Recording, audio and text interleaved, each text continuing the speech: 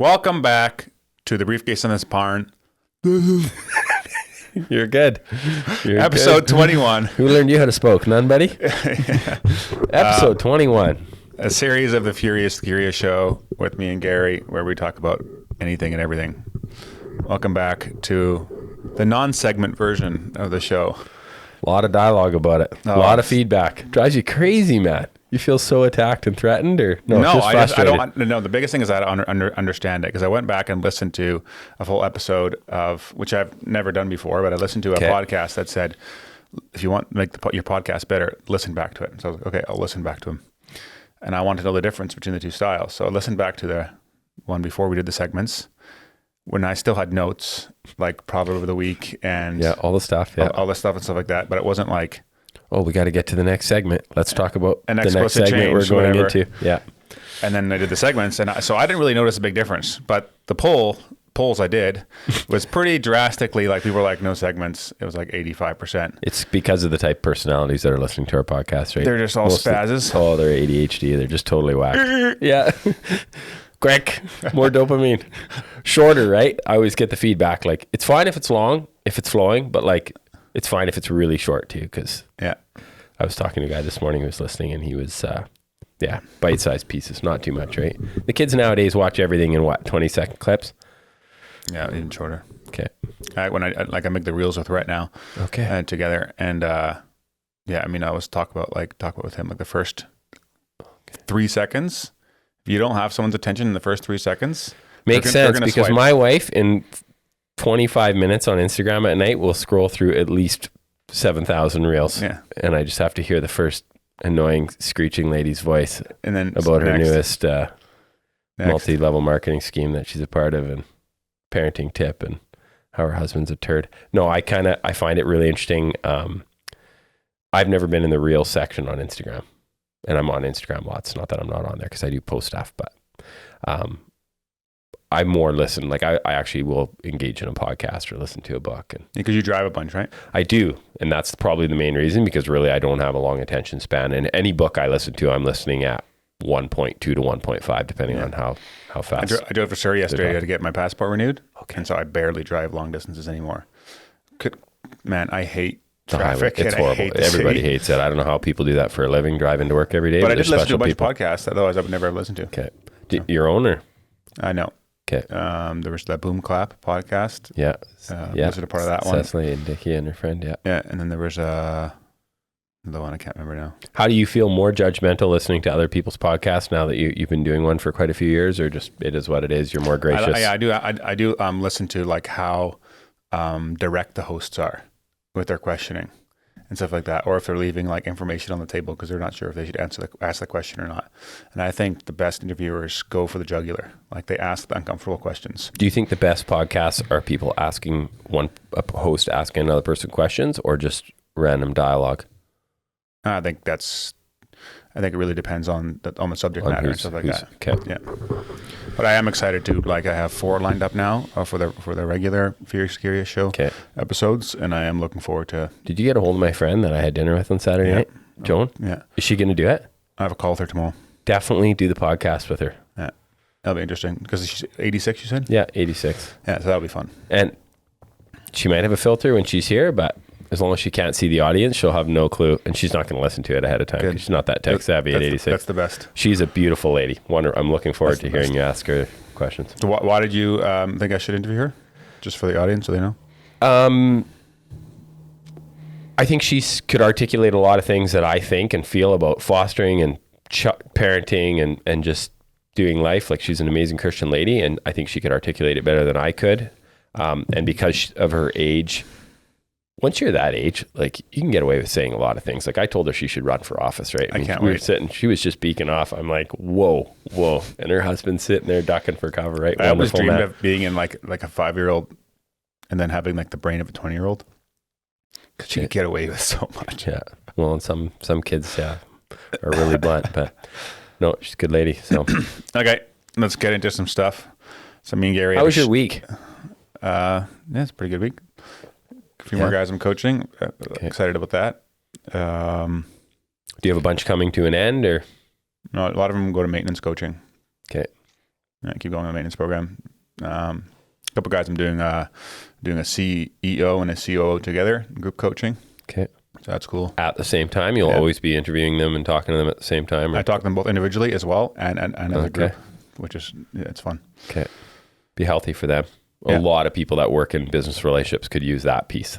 Any family farm could use somebody walking alongside. Yeah. Because it is hard. And I just tell them there's no secrets.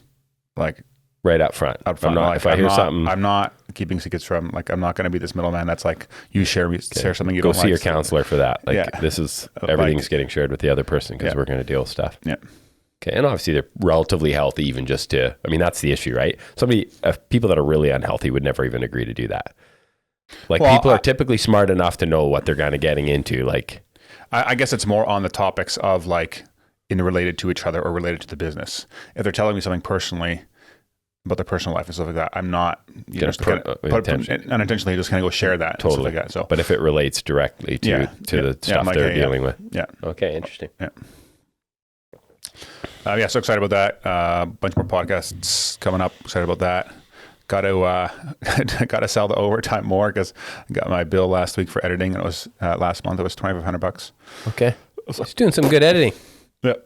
But it's going to be less now that I don't need to do the segments because he did different backgrounds. So that was the one plus. Another win. So thank you for voting that one. Yeah, No, I can't. Well, the segments always make me feel like, oh, this is school. We're moving on to the next section. And it's like, no, like I come here just to be unhinged, right? Like if we just do an introduction the whole time and then, hey, you know what? We've talked long enough. So now people are sick of listening to us. Hey, we're ending. Yeah, 30-minute introduction. We're getting there. We're at 8 minutes. So, I sent I put quite a bit of stuff in the notes talking about, so but we don't need to talk about it. Me, Gary, and Ryan have a shared notes thing where we're just throwing stuff in there.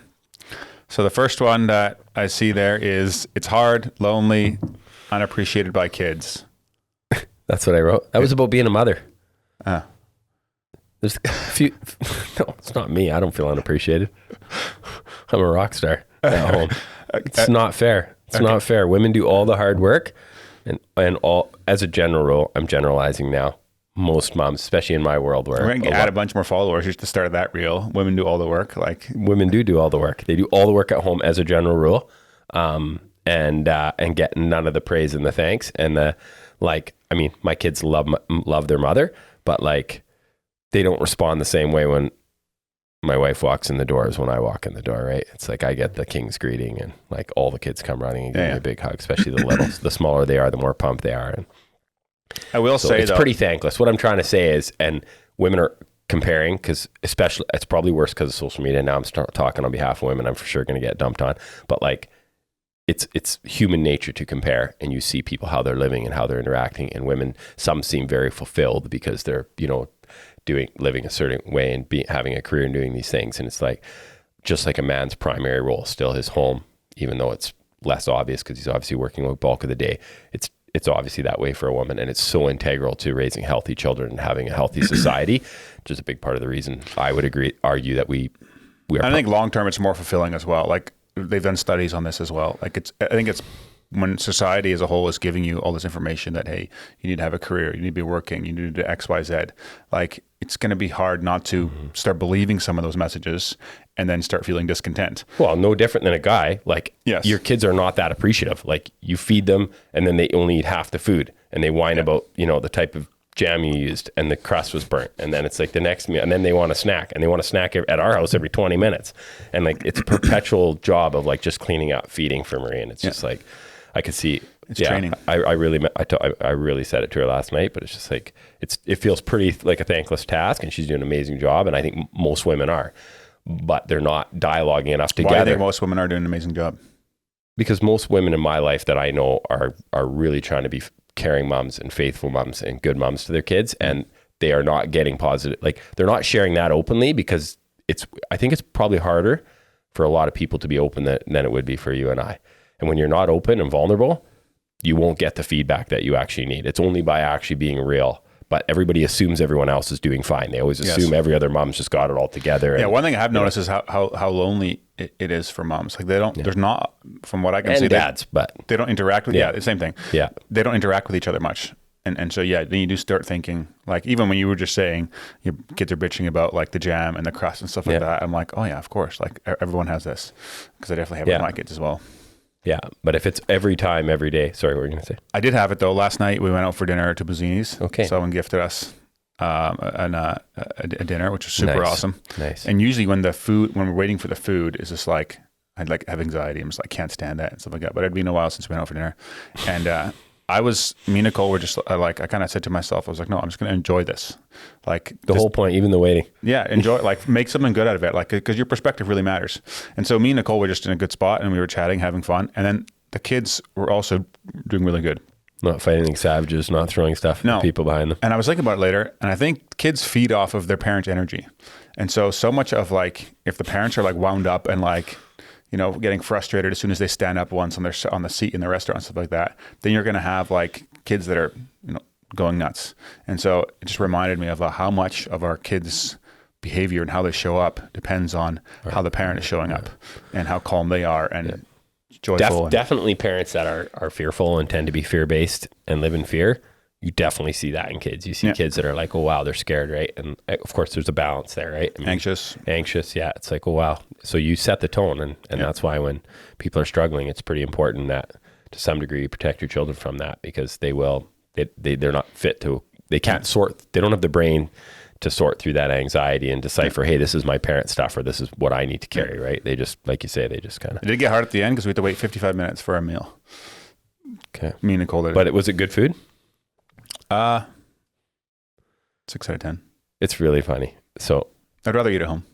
Okay. Well, my wife, like Buzzini's, not her favorite restaurant. Oh, did I say the name? Shit. I thanked them later, and I didn't give them crap. I think they were just really busy. Anyways, my wife struggles, forget the name of the restaurant, struggles with any restaurant that has like 75,000 things on the menu.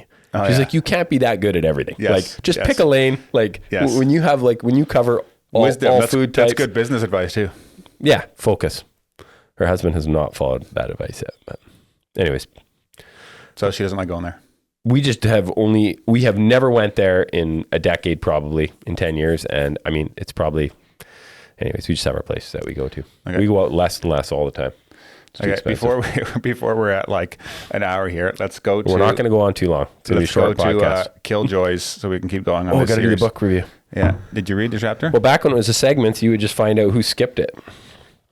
Now we won't know that anymore. Was the chapter on greed? Yes, I did read it. Very convicting. Great chapter. Okay, why was it convicting? Because I'm pretty greedy. Okay. Yeah. If I had to describe my personality in a joking way, in a negative way, I would say I'm perpetually discontent. What way are you pretty greedy? Like greedy with money? Greedy with what? Don't look for the book. Just answer the question. Well, man, I underlined a lot of stuff.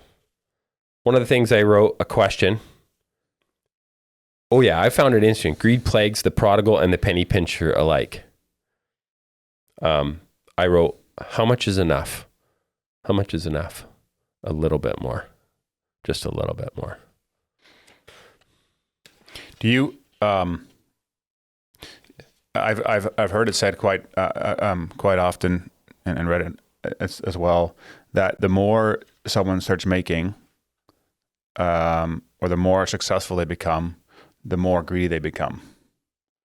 And I kind of noticed it myself a little bit. Like when I was not making that much, I would always give my... Proportionally, you were giving... 10% to the church, whatever. And then when I would start making way more, I didn't. Do you do that no matter how tight you are? Or how disciplined are you in... I'm not that disciplined on it now. Okay. Now it's a lot more all over the place. Okay. But before it was just like, it was like before tax, I would give my... Okay. My tithe. Okay. But I read Randy Alcorn's book, Money, Possessions, and Eternity. Oh, we should write that one down. Okay. Randy Alcorn, Money, Possessions, and Eternity. Good book. Very good book. Yeah. It's a really big one. It also has a shorter version of that called The Treasury Principle. If you like shorter books, and it kind of gives you a summarized version of that. Okay. Talks about how to think about money as a Christian.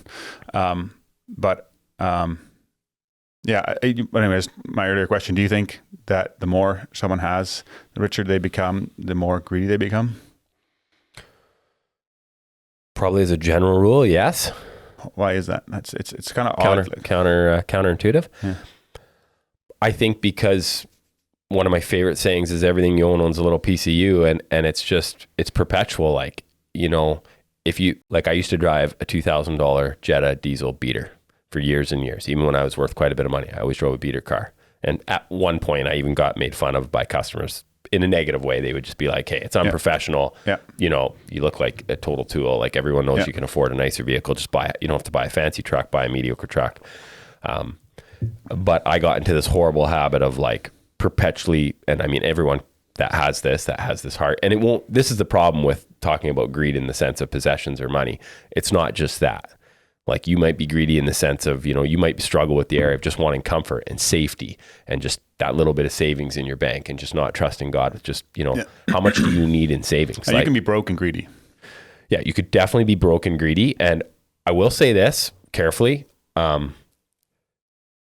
highly unlikely you will be blessed with great riches from what I have experienced in my life until you let go of the little bit that you have.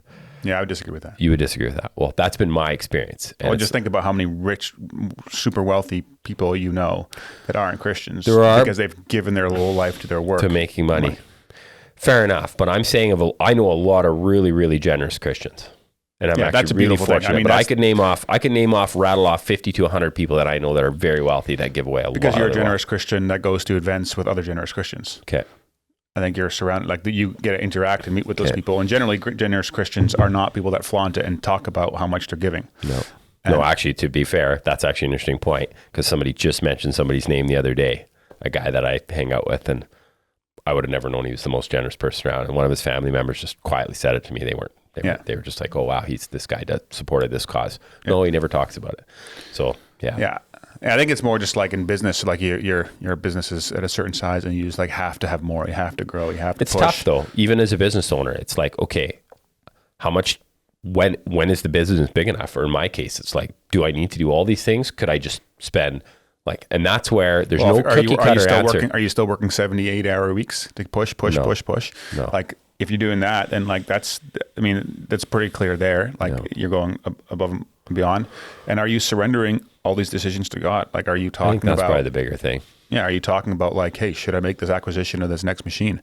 Or like just really practical things. Like, it's not like, I think sometimes we in prayer just only talk about the spiritual things, whatever. Like, no, but like God cares about every aspect of our life. Of our life. And if we surrender it to him and ask and get wisdom and, anyways, let's read some quotes.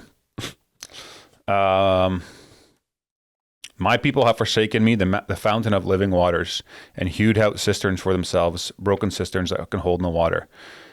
That's an old English, hewed out cisterns. Cistern would be like an old, like one of those big clay pots they had back in the day that held water. And the verse is saying that they've trying to fill themselves up with broken cisterns. Greed dishonors God by saying that we don't find him trustworthy to provide for us. Instead, we store up, trying to over provide for ourselves, which I think is good. A second reason greed is deadly is that it brings an army of destruction in its wake. She is the mother of more wickedness. Greed not only blocks love, but breeds death. She gives birth to lying, strife, fighting, quarreling, and even murder. The love of money is the root of all kinds of evil. The kind of heart that finds contentment in money and not in God, explains Piper, is the kind of heart that produces all kinds of evil. Billy Graham goes as far as to say that greed is probably the parent of more evil than all the other sins. So we must put to death covetousness before it deals its death blow to our souls. I mean, you see it and like, yeah, I mean, in so much stuff. I think my dad's even seen it in like on the grave side, like the casket of the dad is being lowered into the grave and the kids are eyeing each other up, for the inheritance, money, like that kind of stuff. Weird. People, money does weird things to people, man. It makes pretty amazing people pretty strange and do some pretty awful things. Spurgeon actually says, Charles Spurgeon says, it's like it's what a Christian should fear the most is becoming rich. Because it's so dangerous. Most, like I've said it 100 times, most people can't handle success. They can handle failure almost better than success. Another quote I thought was interesting is, my spending marked by Christian generosity? What does the use of my money say about what makes me most happy? Yeah. Am I collecting for this life? Is my spending explicitly supporting the spread of the gospel and the needs of the church? From a different angle, is my spending, and this is important, so cautious that it keeps me from loving those close to me well? And I have great examples of both in my life, right? People that are on both ends of the spectrum. So I've been really touched by that, where it's like, and people would be like, oh, I'm just being frugal. No, like it's sinful. Like you're uber wealthy, you should be uber generous. Like it's just. And I also think it doesn't have to be uber generous to like people overseas or just the church and stuff like that. I think it's especially nice when you're uber generous to like friends and family or your neighbor, your like direct neighbor and stuff like that. And not necessarily, especially if they're your neighbor. But and not even necessarily with cash and stuff like that. Like you did it before to me. You gave me a big bag of meat, and I was just like, it was freaking awesome. Like, was it my first fruits? Was it good meat at least, or you didn't even care? I always feel a bit bad. I'm like, oh man, this is a bad cow. My best hamburger I've ever made at home was from your ground beef that you shipped me. So okay, I got some more for you now that I'm thinking about it. Okay, anything else really stand out to you? Yes. I think the Bible speaks its best for itself. So I'm going to read this verse from 1 Timothy. Godliness with contentment is great gain. For we have brought nothing into this world and we can take nothing out of it. But if we have food and clothing, with these we will be content. That's amazing. Food and clothing. Like that's enough. Like we don't have to have more. Nobody believes that. Nobody's living like that. None of us are living like that. Until you're forced to. And then you can really learn it. Okay. Like I definitely like going from the money I was making at my last job to then basically making no money, and my spending habits didn't change as quick. And then all of a sudden being like, oh shit, like it definitely was a big wake up call for me. Yep. And it was, what surprised me the most was how happy I could be with how little money I could spend. And I actually found myself to spend more time with my kids, because I actually had a buddy explain this to me. He goes like, when you have the money to go to Science World on a Saturday, whatever, you have to drive for an hour. Your kids are bricking the whole time, drive for an hour back. They don't really like the games there. You're trying to run after them versus staying at home and making a fire in the backyard and just hanging out and stuff like that. Like just simplicity is pretty great. Anyway, I'll keep reading. But those who desire to be rich fall into temptation, into a snare, into many senseless and harmful desires, and plunge the people into ruin and destruction. For the love of money is the root of all kinds of evil. It is through this craving that some have wandered away from the faith and pierced themselves with many pangs. I find that interesting. Kind of alluded to it earlier.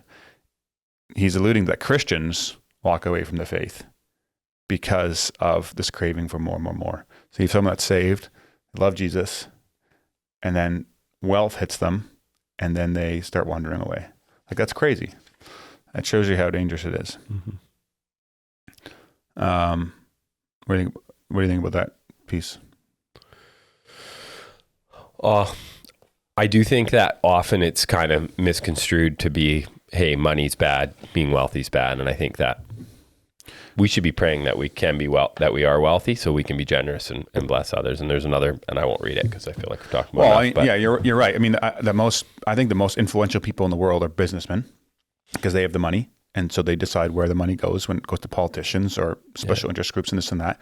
So that means that Christian business people are definitely the most influential, because their heart is in the spot where God wants it to be, and so you can put that towards good causes. So I very much want to be a promoter of business and stuff like that. But yeah, then do it smart. Just like we find accountability for a lot of guys have accountability for lust. Not looking at porn or all that stuff like that. Have accountability for your finances. Have another brother that knows all your finances. In our Dutch culture, people just don't do that. They are not that open about it. I don't know why it's so secret. I've never been that secretive, and to be fair, people around me haven't. I've had some great guys that have been pretty open. Yeah. So that's super helpful. You don't learn anything when you live in a vacuum and don't share what's actually going on. Where are you spending your money on? Who cares? It shouldn't be that big of a secret. Yeah. And also, there's that verse in the New Testament, for you had compassion on those in prison, and you joyfully accepted the plundering of your property, since you knew that you yourselves had a better possession and an abiding one. Yeah. Like nobody's living like that. Do you hear that verse? If you get persecuted for Jesus and like your business gets taken away or all your crap gets taken away and stuff like that, usually like everyone is fighting in politics so we can keep all of our stuff. Yeah. And these people in the New Testament, they were like, because they follow Jesus and were helping people in prison, they had everything they needed. They were joyful when they seen their plundering of their property, because they knew they were doing it for Jesus, which is very, very opposite of. That's not how I felt when my truck got smashed into. I didn't get there. At all? I work a little bit. I mean, whatever. It's all good. I went down to Harlem last night looking for the guy. Okay. One last quote here, because I think it's important to talk about like the solution to greed, which is the same solution to all sin to a certain degree. But And so, having the abundant grace of God, we cry out against greed. Jesus is my great possession. He is my better possession and abiding one. He is the one whose presence is the promise that serves me, the power of the love of money. He is my treasure hidden in the field, to whom I will gladly sell all I had. Which is alluding to the example of that parable that Jesus talked about, where there's a man walking in the field, and he finds the treasure. Or no, he has to buy the field, but he joyfully sold everything he had to get the treasure. Yeah.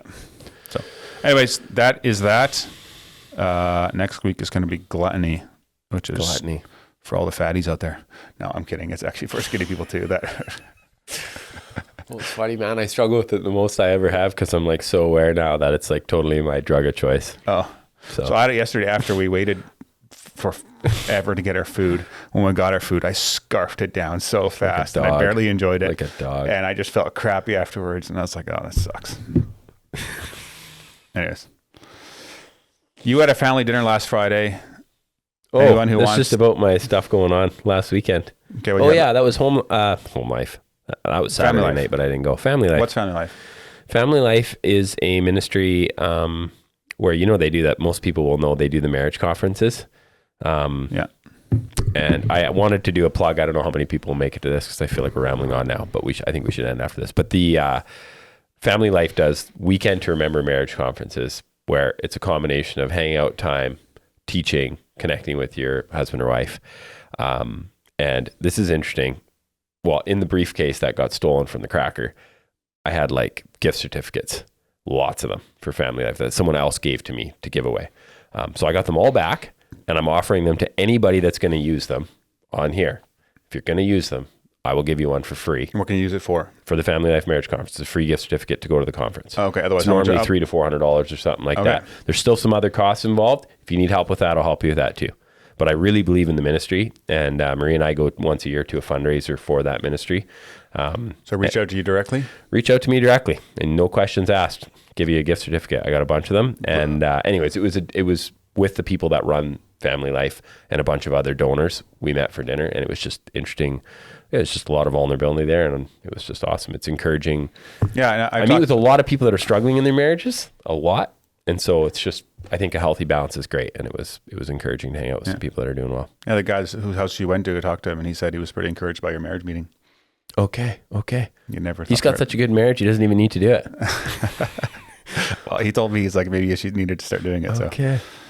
One last thing here.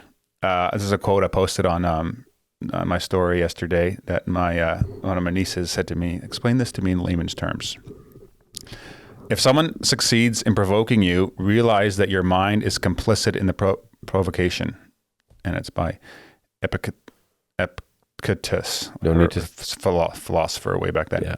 So I'll read it again. If someone succeeds in provoking you, realize that your mind is complicit in the provocation. Ooh, that's a hard word.